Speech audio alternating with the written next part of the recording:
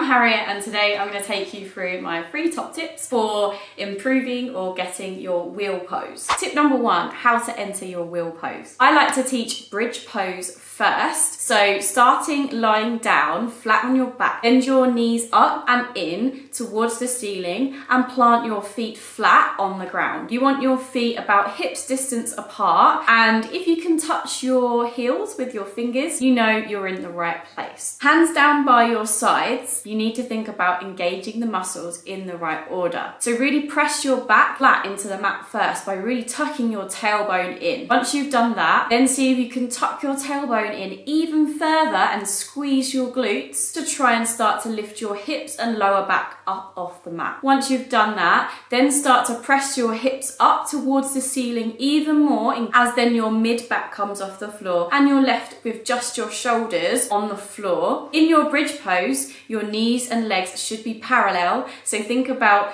drawing your knees outwards and squeeze your leg muscles to stop you from collapsing in when you're in your bridge. To come out, make sure you reverse the order rather than smacking down onto the ground. Starting by rounding through your mid back to touch the mat first, then lower back before finally releasing so you're lying flat on your back, knees bent. Tip number 2 is thinking about pushing through your hands as you push up into your wheel. You'll need 2 blocks shoulder width apart and push up against the wall, as you want to think about pushing your chest up and then pulling it through towards the wall as you push up into your wheel. So start as you would in your bridge pose, head in between the blocks and feet hips width apart, planted firmly on the ground. Hands can then reach up and bend your elbows so your hands come down to the blocks behind you. Then think about those same steps as you did in bridge, engaging through your glutes, pushing your hips up, and then start to really push through your hands, bringing your chest up and pushing it forwards